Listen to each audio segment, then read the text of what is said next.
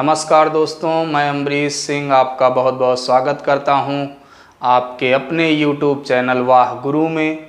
अभी तक हम आपको नंबर सिस्टम का अपना जो टॉपिक है उसका वीडियो लेके आ रहे थे, लेकिन बहुत से बच्चों के कहने पे हमने पेट परीक्षा में जो ग्राफ से संबंधित क्वेश्चन आते हैं उनको बताने का जो है निर्णय लिया है कि अभी जो है हम आपको ग्राफ से संबंधित क्वेश्चन करवाएंगे। चूँकि अब क्या है कि पेट में जो UPSSC करा रहा है उसमें अधीनस्थ सेवा चयन आयोग द्वारा पिछली बार जो परीक्षा हुई थी तो उसमें तकरीबन 16 लाख बच्चों ने फॉर्म भरा था।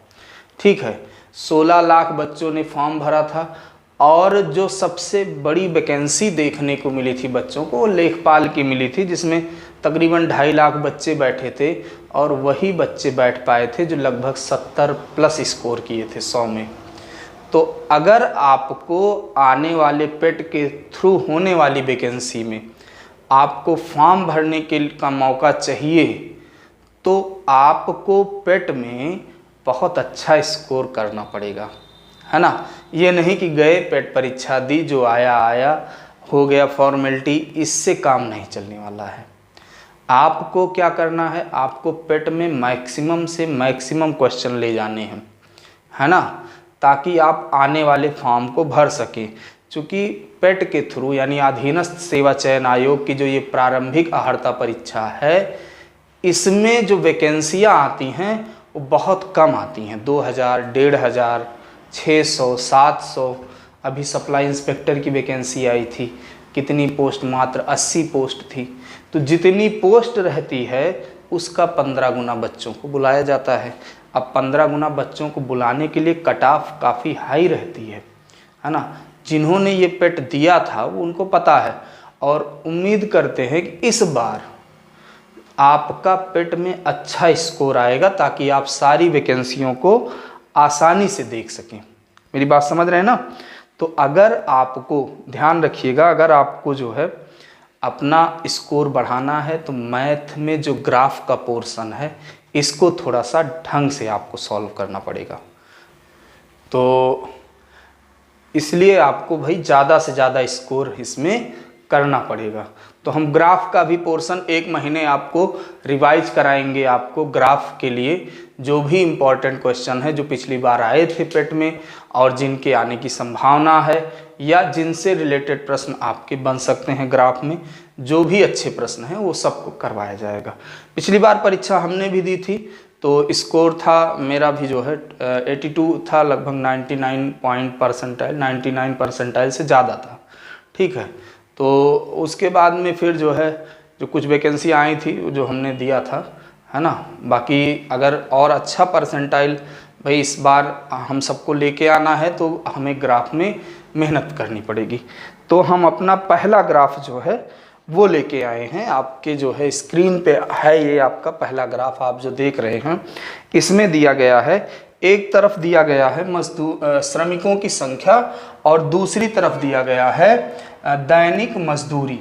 ठीक है, तो ये आपका ग्राफ जो है ये आया है। इसमें आपके 2 प्रश्न हैं, एक प्रश्न और है हम ऐड कर देते हैं, तो इसको हम थोड़ा सा लिख देते हैं ताकि शॉर्ट फॉर्म में हमें थोड़ा सा समझ में आ जाए।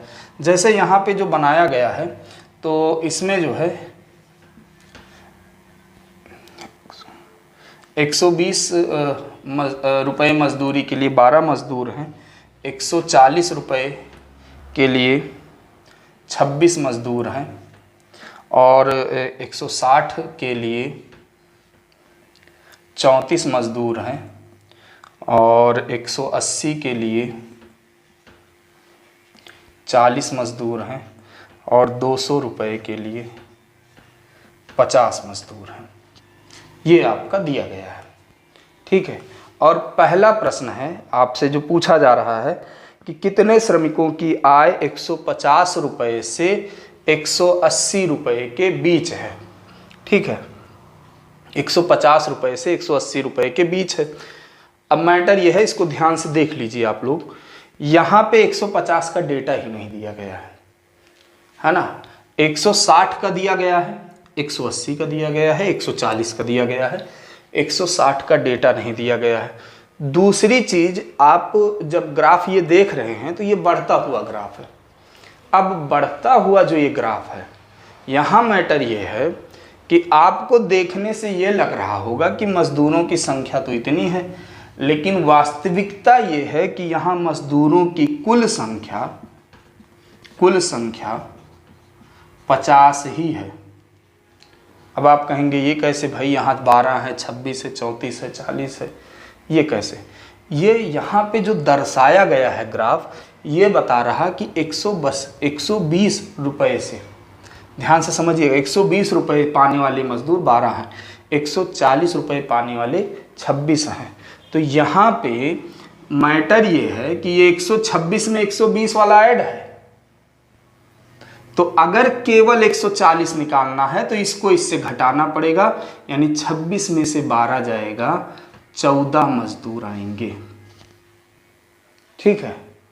और अगर आपको निकालना है केवल 160, तो 34 में से आपको 26 घटाना पड़ेगा और तब आएंगे केवल 8 मजदूर। अगर आपको ये चाहिए कि 180, तो इसको इससे घटाना पड़ेगा 6 मजदूर, 40 में से 34 गया। और अगर आपको ये पता करना है कि 200 केवल 200 रुपये मजदूरी पाने वाले कितने हैं, तो इसमें से घटाना पड़ेगा 10 मजदूर। तो अब आप क्या करेंगे, 12, 24, 8, 6, 10 सबको जोड़िए और देखिए कितने मजदूर आ रहे हैं। तो 12, 24, 26, 8, 34, 4, 40, 10, 50। तो मजदूरों की टोटल संख्या है 50। अब आपसे मान लेते हैं पहला क्वेश्चन पूछ रहा है कि 150 से 180 के बीच, तो 150 का आपको निकालना पड़ेगा। कैसे निकालेंगे? 140 तक 26 है, 160 तक 34 है, तो इन दोनों को जोड़ के आधा कर दीजिए। तो जब इन दोनों को जोड़ के आप आधा करेंगे तो 26 और 34 60, 60 का आधा 30, ध्यान से समझिएगा। तो 150 रुपये मजदूरी पाने वाले 30।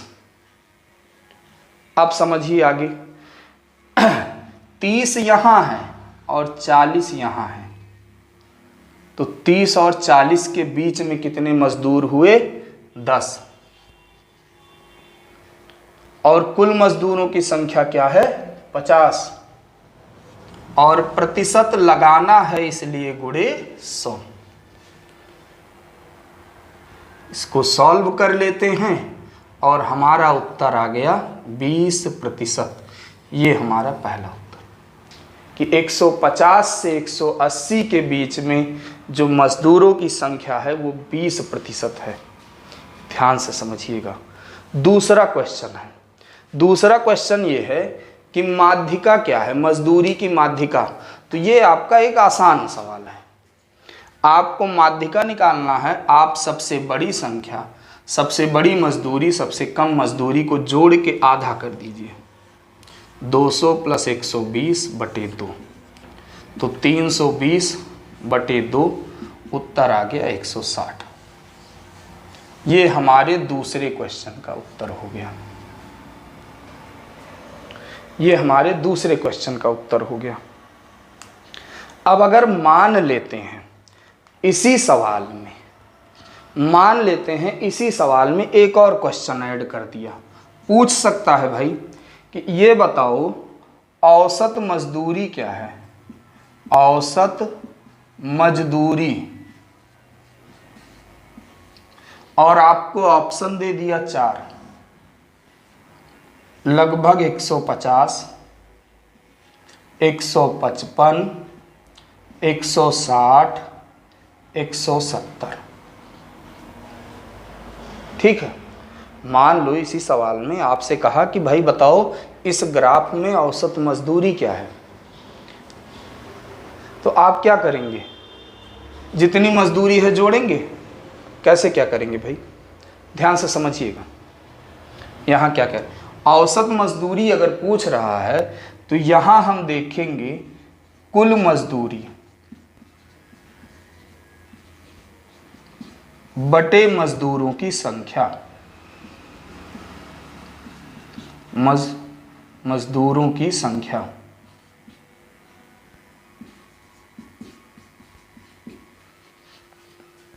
ठीक है, तो कुल मजदूरी है कितना, ये जो देख रहे हैं, यही इसमें थोड़ा सा पॉइंट है, इसको ध्यान से समझिएगा कि कुल मजदूरी है क्या। यहाँ पे कुल मजदूरी जब निकालेंगे आप तो पहले देखेंगे 120 रुपये मजदूरी पाने वाले कितने लोग हैं, 12 लोग। तो हम क्या करेंगे, 120 गुणे 12 प्लस 140 रुपये पाने वाले 14 लोग, 140 गुणे 14, 160 रुपये पाने वाले 8 लोग, 180 रुपये पाने वाले 6 लोग